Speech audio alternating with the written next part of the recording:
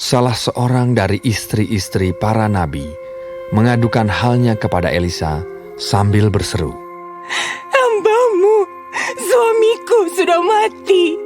Dan engkau ini tahu bahwa hambamu itu takut akan Tuhan. Tetapi sekarang penagih hutang sudah datang untuk mengambil kedua orang anakku menjadi budaknya." Jawab Elisa kepadanya, Apakah yang dapat kuperbuat bagimu? Beritahukanlah kepadaku apa-apa yang kau punya di rumah. berkatalah perempuan itu, "Hambamu ini tidak punya sesuatu apapun di rumah, kecuali sebuah buli-buli berisi minyak." Lalu berkatalah Elisa, Pergilah, mintalah bejana-bejana dari luar, daripada segala tetanggamu, bejana-bejana kosong, tetapi jangan terlalu sedikit. Kemudian masuklah, tutuplah pintu sesudah engkau dan anak-anakmu masuk. Lalu tuanglah minyak itu ke dalam segala bejana. Mana yang penuh, angkatlah. Pergilah perempuan itu daripadanya. Ditutupnyalah pintu sesudah ia dan anak-anaknya masuk. Dan anak-anaknya mendekatkan bejana-bejana kepadanya, sedang ia terus menuang. Terima kasih Tuhan. Ketika bejana-bejana itu sudah penuh, berkatalah perempuan itu kepada anaknya. "Dekatkanlah kepadaku sebuah bejana lagi." Tetapi jawabnya kepada ibunya. Tidak ada lagi bejana. Lalu berhentilah minyak itu mengalir. Kemudian pergilah perempuan itu memberitahukannya kepada abdi Allah, dan orang ini berkata, Pergilah, jualah minyak itu, bayarlah hutangmu, dan hiduplah dari lebihnya, engkau serta anak-anakmu. Pada suatu hari, Elisa pergi ke Sunem. Di sana tinggal seorang perempuan kaya yang mengundang dia makan. Dan seberapa kali ia dalam perjalanan, singgahlah ia ke sana untuk makan. Berkatalah perempuan itu kepada suaminya, Sesungguhnya aku sudah tahu bahwa orang yang selalu datang kepada kita itu adalah abdi Allah yang kudus. Baiklah kita membuat sebuah kamar atas yang kecil, yang berdinding batu. Dan baiklah kita menaruh di sana baginya sebuah tempat tidur, sebuah meja, sebuah kursi, dan sebuah kandil. Maka, apabila ia datang kepada kita, ia boleh masuk ke sana. Pada suatu hari, datanglah ia ke sana. Lalu masuklah ia ke kamar atas itu dan tidur di situ. Kemudian berkatalah ia kepada Gehazi, bujangnya. Panggillah perempuan Sunem itu. Lalu dipanggilnyalah perempuan itu, dan dia berdiri di depan Gehazi. Elisa telah berkata kepada Gehazi, Cobalah, katakan kepadanya, sesungguhnya engkau telah sangat bersusah-susah seperti ini untuk kami. Apakah yang dapat kuperbuat bagimu? Adakah yang dapat kubicarakan tentang engkau kepada raja atau kepala tentara? Jawab perempuan itu. Aku ini tinggal di tengah-tengah kaumku. Kemudian berkatalah Elisa. Apakah yang dapat kuperbuat baginya? Jawab Gehazi. Ia tidak mempunyai anak, dan suaminya sudah tua. Lalu berkatalah Elisa. Panggillah dia. Dan sesudah dipanggilnya, berdirilah perempuan itu di pintu. Berkatalah Elisa. Pada waktu seperti ini juga, tahun depan, engkau ini akan menggendong seorang anak laki-laki. Tetapi jawab perempuan itu, Janganlah tuanku, ya abdi Allah, janganlah berdusta kepada hambamu ini. mengandunglah perempuan itu, lalu melahirkan seorang anak laki-laki pada waktu seperti itu juga, pada tahun berikutnya, seperti yang dikatakan Elisa kepadanya. Setelah anak itu menjadi besar, pada suatu hari keluarlah ia mendapatkan ayahnya di antara penyabit-penyabit gandum. Tiba-tiba menjeritlah ia kepada ayahnya. Aduh, kepalaku, kepalaku. Lalu kata ayahnya kepada seorang bujang, Angkatlah dia dan bawa kepada ibunya. diangkatnyalah dia, dibawanya pulang kepada ibunya. Duduklah dia di pangkuan ibunya sampai tengah hari, tetapi sesudah itu matilah dia. Lalu naiklah perempuan itu, dibaringkannyalah dia di atas tempat tidur abdi Allah itu.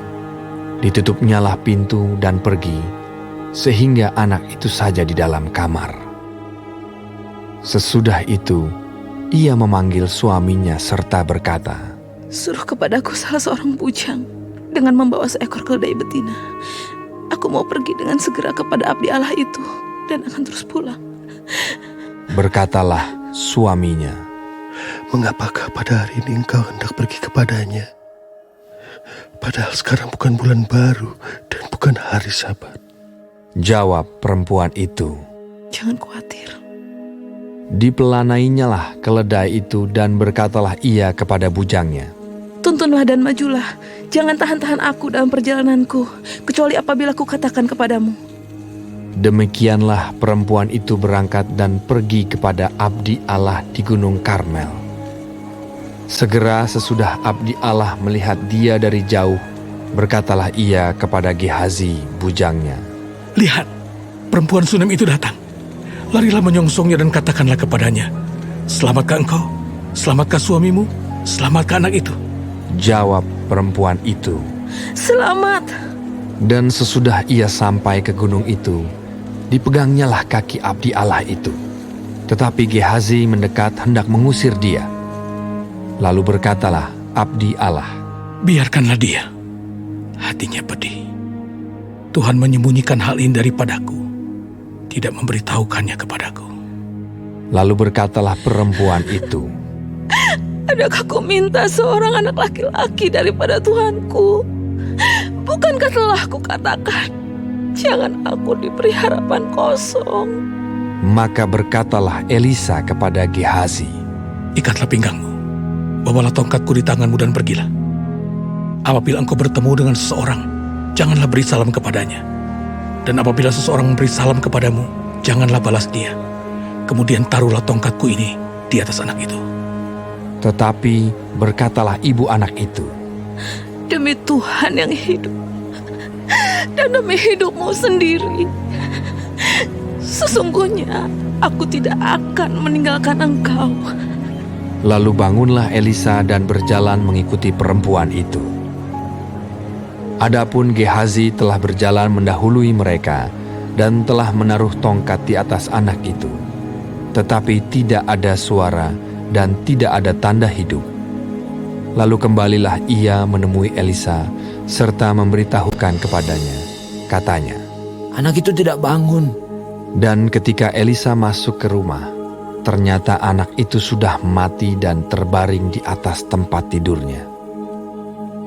Sesudah ia masuk, ditutupnyalah pintu, sehingga ia sendiri dengan anak itu di dalam kamar.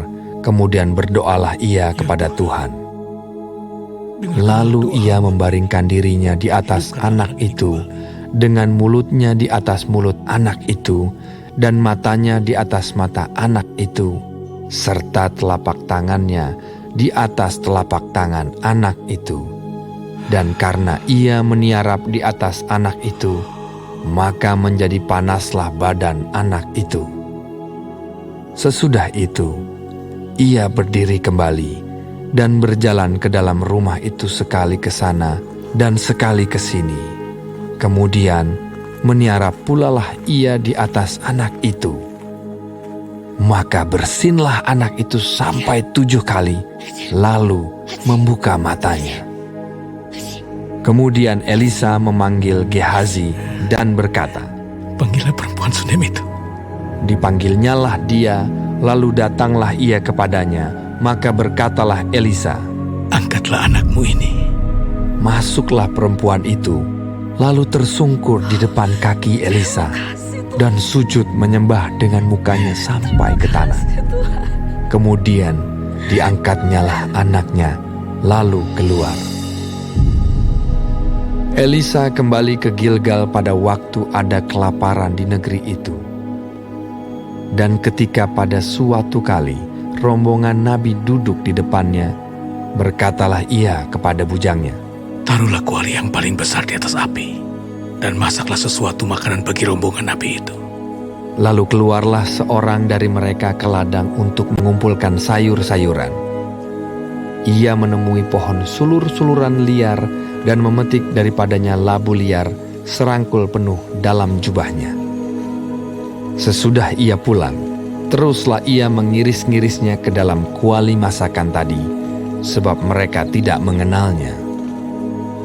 Kemudian dicedoklah dari masakan tadi bagi orang-orang itu untuk dimakan, dan segera sesudah mereka memakannya, berteriaklah mereka serta berkata, Maut ada dalam kuali itu, hai abdi Allah.